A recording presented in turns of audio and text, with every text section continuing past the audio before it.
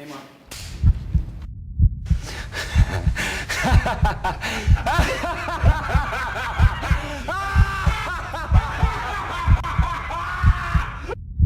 And this is 39 take 3.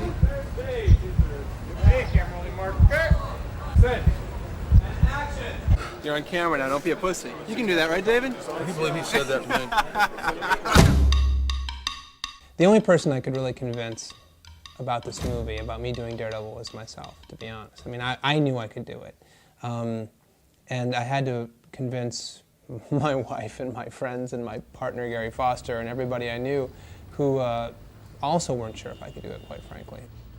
And cut. Great. Print that. Cut that.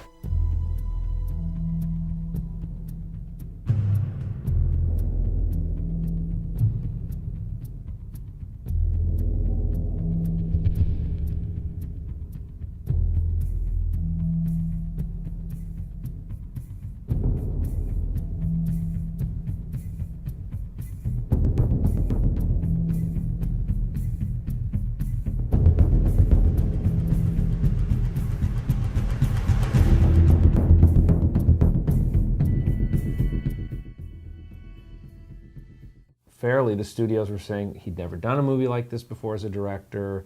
Maybe we could get some A-list guy. And they were, you know, I put myself in their shoes. It's not an unfair thing to be thinking. Gary's a pest. Foster. Single-mindedly. Initially really out of his friendship and loyalty to his partner, to Mark. But then he became a geek himself and got caught in the excitement. Chris Columbus developed Daredevil for a while at Fox, and Avi had a relationship with Chris, and you know, Mark Steven Johnson, who's that? I remember Gary at one point said to me, just give up. You're not really going to keep trying. And I said, yeah, I'm going to go try it again. He was just like, Jesus, man, move on and do something else. As passionate as he is, it still needs a consensus, a group of people that are willing to say, I support this. So I was pretty, and I felt, you know, again, Mark Steven Johnson, Chris Columbus.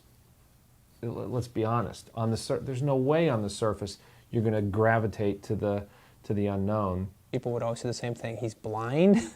They'd always go, how can he do what he does? And I'd explain, and they go, I don't know, it's pretty goddamn weird. A guy dresses up like the devil, and he's a blind lawyer, you know? The biggest challenge is to look at the studio in the eyes and say to them, trust me. Why? Because it lasted for 40 years in the books. In adapting the comic to the movie, there's always like a couple of things that every filmmaker's got to face. One is the fans, and I'm one of them. And you know, this is like my mythology, and these are the guys that I worship and I respect. And that's probably always been my biggest concern, is making sure the fans feel satisfied. At the same time, the non-fans will understand it. And the second thing is always the costume. Always, always the toughest thing to crack. This is the end. This is how it ends, folks. This is how and where. Good run. Decent career. Had fun. Had some pride at one time.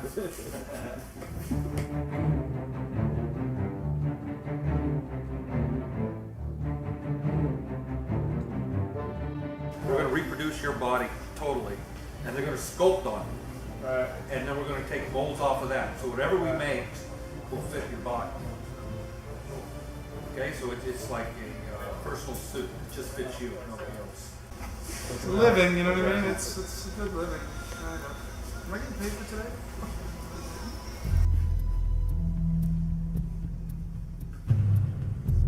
This is a very, very tricky area when it comes to costumes and superheroes. How far can you go without looking silly? You know, I had to go find an actor who was willing to put on a devil costume and run around New York City. I mean, that's a pretty risky thing. You know, it really takes balls to do something like that, because the chance of looking ridiculous is very, very high.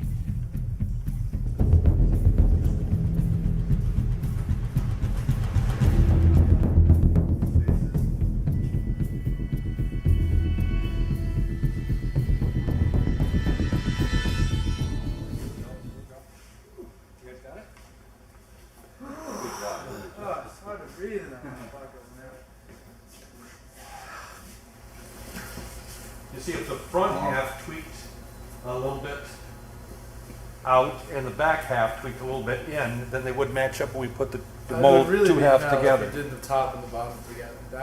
That would be painful.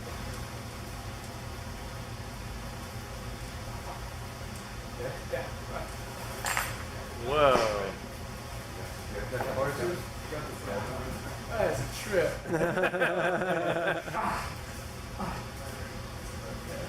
There you go. You sure you want to take it? Can I take a shower, guys? Thank you very much. My first image with Mark Steven Johnson was him presenting me with a very beautiful maquette, a small sculpt of Daredevil, and saying, I want it to look like that. And I thought, great, this we can do. Within a week, I got these frantic phone calls saying, the concept has to completely change. We don't even think we want it to be red. We certainly don't want it to have horns. They're freaked out that it might look too much like Spider-Man.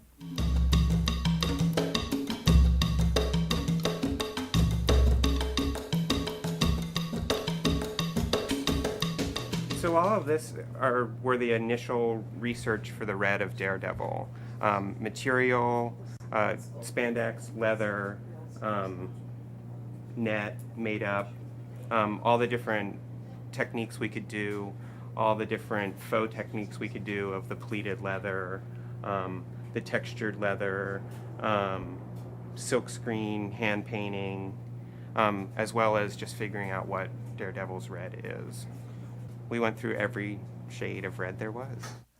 I can tell you that I once was driving along a freeway and I took a call from a group of executives sitting in a projection theater, winding a test piece of film backwards and forwards and having a 40-minute conversation about the color red. That's how crazy it got. We're working on Daredevil's mask, which is a leather-covered piece of vacuform that's made up in black first and then sort of dry brushed red. And then from there we'll take it and age it throughout the movie. This is the Ben final sculpt that's done in plaster and then drilled out so that they can vacuform and have the vacuform pull down onto the plaster. And you end up with not something like that we trim out, and then this then is covered in leather.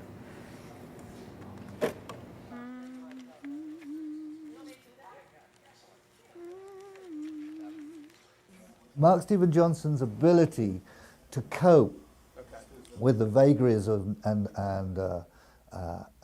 changes of opinion on this movie was remarkable.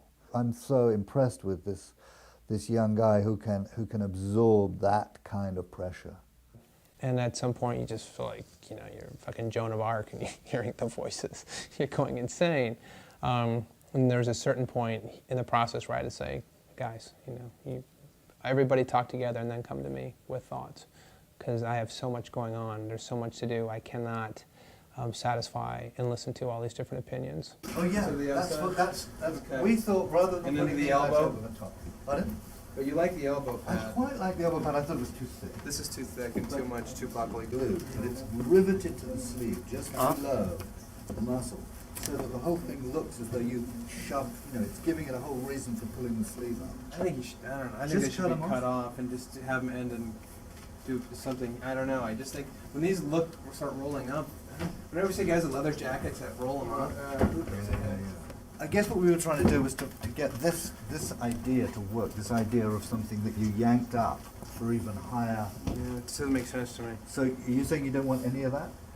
No, I think that we can still have some structure in this and go into the elbow pad, but I don't think that you need to have a big old system to hoist up his sleeve.